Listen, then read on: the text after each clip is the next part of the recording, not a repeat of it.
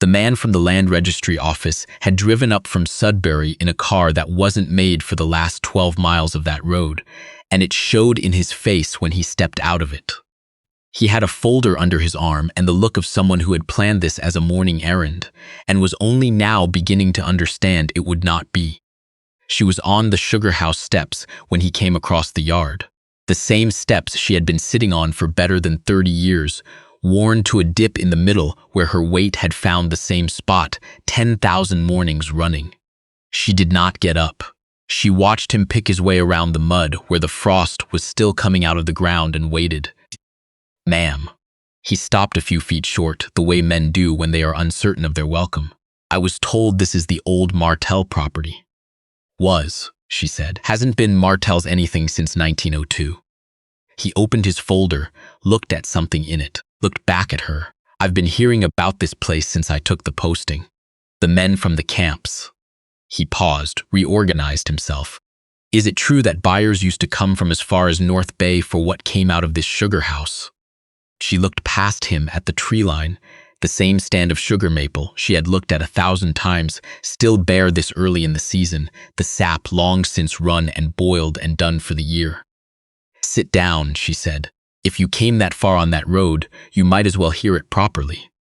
He sat on the step below hers without being asked twice. She looked at the tree line a moment longer before she began. She had come up on the supply wagon, not down, which was the thing people remembered when they told it later. Every other soul on that road in the autumn of 1899 was moving south, away from the camps, away from the exhausted stands of white pine, away from the company that had pulled its paymaster and its promises out of Delorme siding in the space of a single September week. The wagon she rode was carrying flour and lamp oil to the 3 or 4 families who hadn't managed to leave yet, and she was the only passenger going the wrong direction, sitting on the bench beside the driver with one trunk behind her and a silence he'd apparently decided not to disturb. She had a reason for going the wrong direction, though it was not a good one by any practical measure. Her husband had been the company's accounts clerk. He had died of a lung infection in August, with his ledgers open on the table beside him. And with those ledgers had come, in due order, the men who explained in careful voices what he had borrowed against his wages, and from whom, and what remained outstanding. The company had been generous enough, their word, to apply his final 2 months' wages against the balance. What remained she had written in the back of the ledger and then stopped looking at. She got off at Delorme siding because the wagon went no further, and because going further had never been the plan.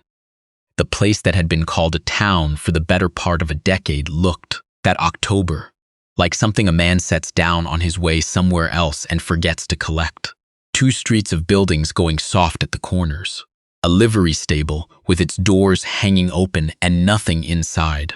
The general store's window still carried a paper sign from the previous spring advertising prices for goods that were no longer there to buy. The trading post and inn sat at the far end of the nearer street, and it was still the most solid structure in Delorme siding, which was not saying a great deal, but was saying something.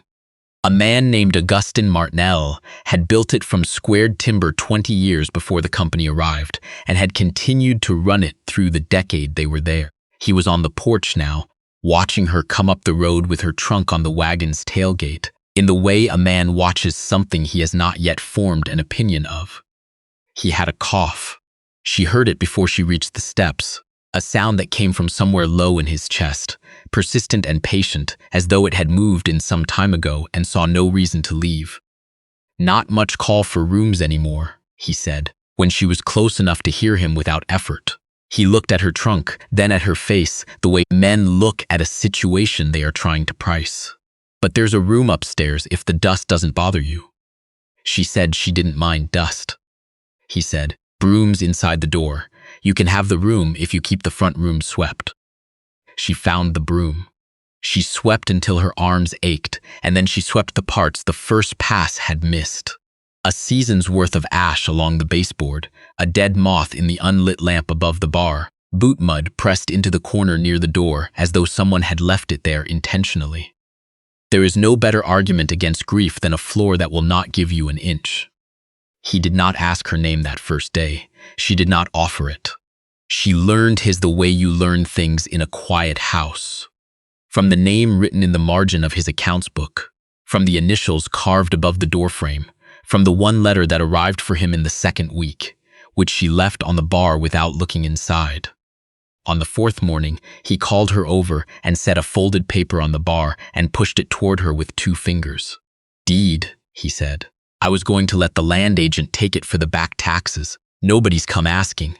He looked at her the way he'd looked at her trunk that first afternoon. "Only person still sweeping a place this far gone is you." She stood looking at the paper. "I've got a debt," she said, "not money for property." He waved that off with the hand that wasn't pressed to his sternum. "I'm not asking for money." He coughed once, held it, coughed again. "I'm asking for someone to stay past spring." He looked out the window at the empty street. This building took 20 years to stand right. Be a shame if it fell just because nobody was home to fix the shingles. She folded the paper, set it under the register, where it stayed for 2 weeks before she took it out and read it fully. By then, she already knew about the sugar house. The sugar house was behind the trading post, connected by a covered walkway built for the winters in that country, when carrying supplies between the 2 buildings could kill you if you were slow about it. She had gone out for firewood and come back through the walkway and found the sugar house door ajar, old spruce gone gray with weather, drifting on its hinge in the wind that came through the gaps in the walkway siding. She went in with the lantern. The smell that came up was not rot. She had expected rot, the close, sour smell of things abandoned in the dark. What she found instead was something heavier, the particular sweetness of maple concentrated past the point where it quite knew what to come next. The barrels stood stacked 2 deep along the near wall. She counted without meaning to, the way a person counts anything left unattended that might, in some rearrangement of circumstances, turn out to be hers. 43.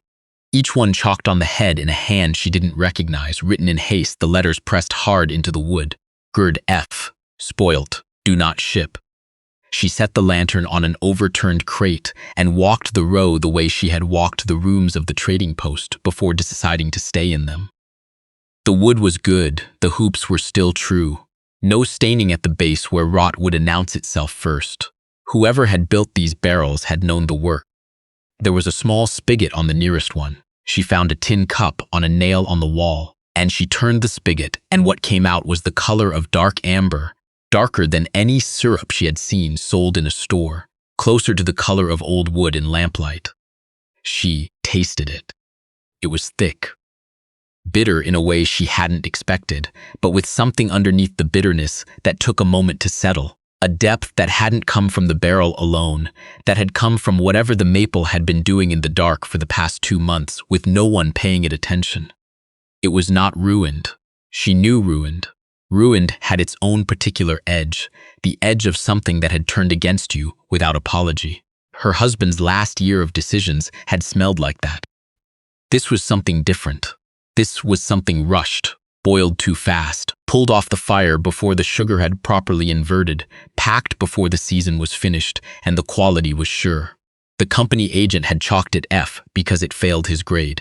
His grade existed to serve his shipping deadline, and not the syrup. She replaced the tin cup on its nail, stood a while in the dark with the lantern and the 43 barrels and the smell of concentrated maple, which is not a gentle smell, which is the smell of something stubborn and very old and entirely indifferent to the opinion of men in a hurry. She thought, a man who rushes makes the same mistakes in sugar as he does in accounts, as he does in debt. Then she went upstairs and did not sleep particularly well, because she had already decided something she had not yet found the words for. Augustin Martel died the second week of November, in his room above the trading post, with the stove burned to ash before morning. She found him when she brought up his tea. She sat with him for a while before she went to find the man 2 houses down who was still in town and had a shovel, and the 2 of them put Augustin into the ground under the spruce at the back of the property, where he had told her once, without preamble, that he intended to go. She held the deed in her coat pocket the whole time and felt it there like something she had not yet finished earning. That night, she went down to the sugar house cellar and opened the spigot on the nearest barrel and held the cup color, the same density. Nothing had changed in a month except the temperature, and the temperature had been falling steadily, and she understood without being told what that meant. The cold was doing what the company's agent had not had the patience to wait for. And she started a notebook. Not his ledger, she was done with that, but a new one from the back stock of the trading post shelves, water-stained on the cover but blank inside. She numbered the barrels with her own chalk. She wrote what she could determine from smell, from color, from the way the syrup moved when she tilted the cup. She did not know precisely what she was doing. She only knew that what was in those barrels was not what the chalk said it was, and that the distinction mattered, and that patience was the instrument available to her. So patience was what she would use. The man who came back in December arrived from the bush to the north, on snowshoes, with a pack and 2 dogs that he left tied at the trading post door. He stamped the snow off his boots in the covered entry in the deliberate way of someone raised to mind the floor he's entering. His name was Edouard Savard. He had a trapline along a creek she had never seen, and a camp a half-day's walk into the bush, and a grandmother who had worked the Martel sugar bush in the years before the company arrived and changed the operation into something faster and less particular. He did not explain why he had come back to Delorme's siding instead of going south with the others. She did not ask. She had stopped expecting explanations for things that had none that would satisfy the question. He looked at the sugar house the morning after he arrived, walking the perimeter in the snow, checking the roof line, pressing on the sill boards where moisture might have crept through. She watched him from the covered walkway and said nothing. When he came back inside, he said, "You've been going in there." She said she had. He said, "The old way took longer. The company never had the patience for it." He pulled off his mitts and set them on the bar. "My grandmother used to say, you can't make the sugar hurry. You can only stay out of its way." She looked at him steadily. "Is it ruined?" she asked. He looked at the cellar door, then at her. "Come show me what you've got," he said. She took him down. He went barrel to barrel with the lamp the way she had learned to, tapping the stave of each one to hear the sound it returned, working the spigot on the ones he'd selected, tasting from 5 or 6 in silence. He said nothing for a long time. Then he crouched beside the one farthest from the door, the one she had marked first, the one she'd tasted the night Augustin was buried, and pressed his palm flat against the side of it. "Not ruined," he said, "not even close." She let out a breath she hadn't known she'd been holding. "2 of them are fermenting. That's the temperature change," he said, "a few running too heavy to pour. But these ones along the back wall," he gestured, "these are just waiting. These are the ones the company should have left another month." He stood and looked at her. "If you know what to do," he said, "this is a full winter's work." She handed him the notebook. He read it through with the lamp close, and he nodded once or twice without commenting. And when he reached the last page, he set it on the nearest barrel head and said, "You've been doing it right. You only needed to know what you were looking at." She said, "Now I know." He said, "Now you know." The winter was the kind that country produces without apology. The snow came sideways most of February, and there were weeks when the path between the trading post and the sugar house filled in overnight, and she had to break it again before she could start the morning's work. She broke it every morning without calculating whether it was worth the effort. That calculation had already been settled. Edouard came when he came. He had his trapline, and she did not expect him on any particular schedule, and he did not offer one.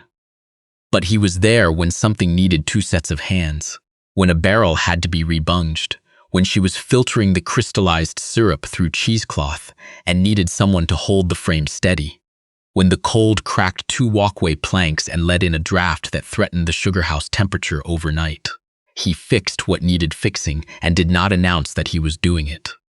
She started leaving a second cup on the bar in the evenings. Not every evening, some evenings. He drank it without making any point of it, and they sat in the cold room and talked, or sat in the cold room and did not, and either way seemed to satisfy something neither of them named.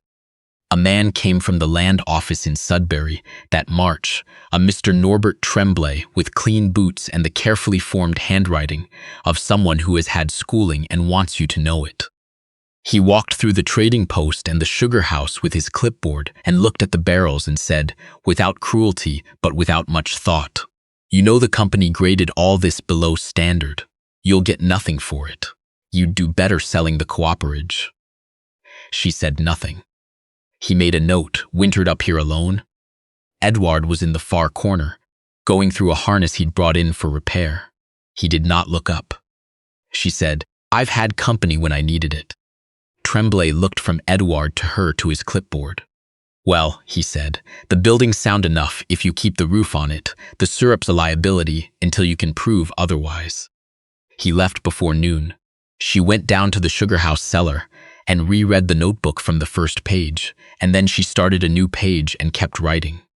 By the following autumn she heard, through the freighter who ran supplies between North Bay and the northern logging camps, that people had been talking. She never learned exactly how. She had told no one, and Edward was not a man who talked past what was necessary. But word moves in its own way through that country, hand to hand along a supply line, dropped into conversation so that the next man thinks he brought it up himself. The freighter came in October with salt and lamp oil and asked if it was true she had maple product from the old Martel operation.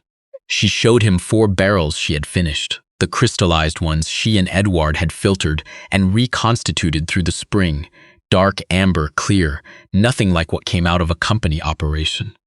The freighter tasted from the cup she poured. He was quiet a moment in the way men are quiet when something has revised their expectations without their permission. He bought 2 barrels on the spot and said he would be back. He was back before the month was out. After that, the men from the camps came directly. Not all at once, not the way certain stories go, the rush that marks the beginning of the end. They came quietly, in small groups, by sleigh in the deep cold and on horseback in the thaw, men who had heard from other men and had the look of people who have ridden some distance on a rumor and are not yet certain it will prove worth the trouble. She poured without ceremony, in whatever cups she had. She did not watch their faces while they tasted. She had learned that early. A woman who watches for the reaction makes the man perform instead of drink. She looked instead at the sugar house door, or at the bar, or out the window where the maples stood bare and patient in the cold. The first time a buyer from a North Bay operation set his cup down and said nothing for a count of 10, she felt something shift in her chest that was not pride exactly. Pride requires more self-involvement than she had left to spare. It was more like watching something you have staked your faith on prove the faith correct. A quiet return on a long investment. By the second winter, she had a waiting list. That had not been something she foresaw, and it required its own kind of adjusting to. Edward was at the far end of the bar one January evening, his cup mostly untouched, the lamps burning low. She had long since stopped asking if he wanted more. She poured when she poured, and he drank or didn't, and that had become its own conversation. She was wiping down the bar, which her hands did when her mind was somewhere else, and she passed in front of him without stopping, the way she never stopped directly in front of him, not since the first winter. But she slowed. He set his cup on the bar. They didn't come for the syrup, he said. She kept the cloth moving along the wood. You can get syrup in North Bay, he said. You can get it in Sudbury from any farm that runs a proper operation. Every cookhouse between here and Mattawa has a tin of it on the shelf. He looked at the cup, not at her. That's not what's bringing them up that road in January. He stopped there. The cloth went still under her hand. He looked at the window.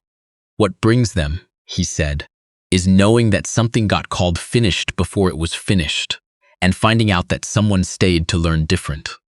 She did not answer right away. Somewhere outside, the wind was working at the corner of the sugar house roof, a sound she had learned to read the way she read the barrels. Not as damage, only as something to be attended to come morning. She reached for the second bottle, the one she kept apart from the rest, the first pour of the newest batch, the one she hadn't priced yet because she hadn't decided what it was worth, and she filled his cup without asking whether he wanted it. She set the bottle down without the sound it usually made.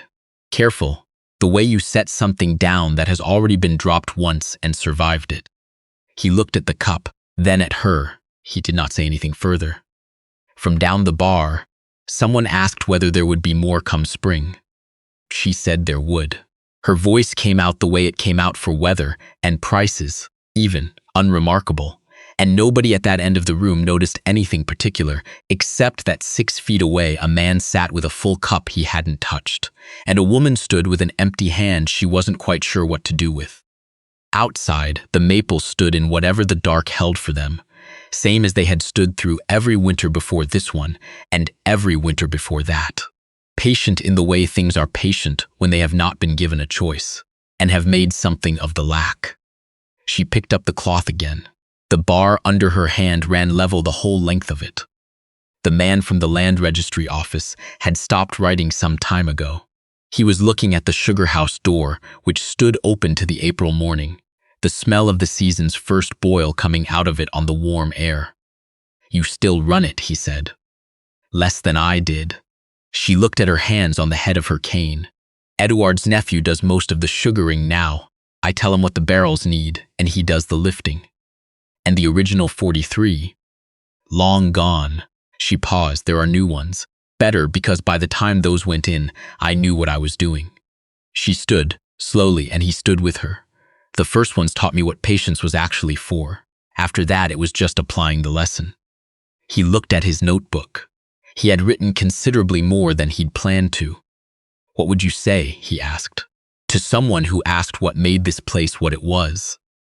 She considered the question the way she considered a barrel she hadn't tasted in a week, giving it the attention it deserved and not more. Then she said, "The company that left those barrels had a deadline. I had nothing but time, and it turned out that time was the only ingredient that mattered." She walked him out to his car, because the mud was still treacherous and he was wearing the wrong boots for it. At the sugar house door she stopped and set her palm against the old spruce frame, the way you rest your hand on the shoulder of someone you have known for a long time. "Come back in the fall," she said, "if you want to know what it tastes like when it's done properly." He said he would. She watched the car make its way back down the road toward the highway, picking carefully around the ruts, and then she turned back to the sugar house and went inside. The new season's barrels were already in the dark below, waiting. She went down to begin.